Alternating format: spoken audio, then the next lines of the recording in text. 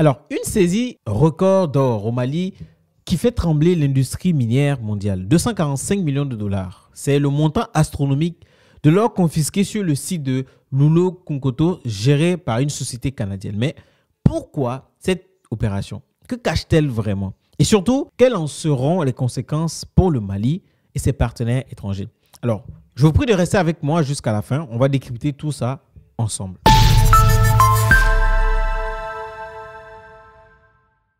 Alors, samedi dernier, les autorités maliennes ont mené une opération de grande ampleur sur le site minier de Loulo-Kounkoto, si je dis bien.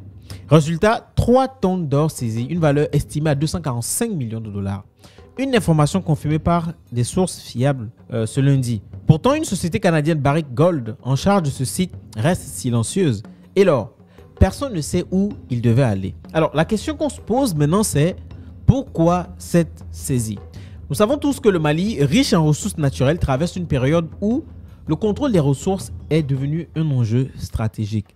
Depuis la prise de pouvoir par la transition militaire, on observe une volonté de renforcer le contrôle national sur des secteurs clés comme l'or. Alors cette saisie pourrait être un signal fort envoyé aux compagnies étrangères.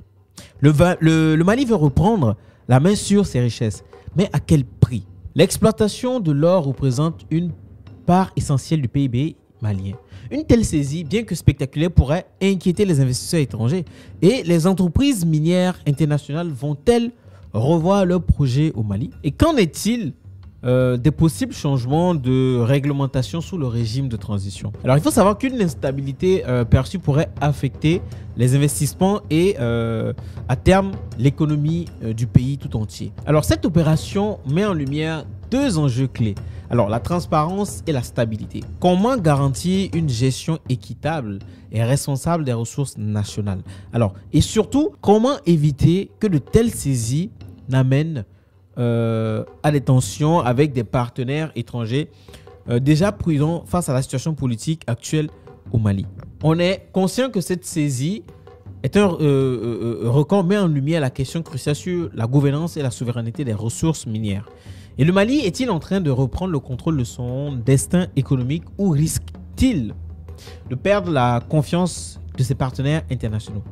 Et vous, qu'en pensez-vous? Alors, j'ai 2 questions pour vous. Le Mali doit-il prioriser la souveraineté économique, même si cela peut effrayer les investisseurs étrangers? Deuxième question, comment les compagnies étrangères doivent-elles adapter leur stratégie face à ce type de décision gouvernementale? Alors, vos réponses dans les commentaires.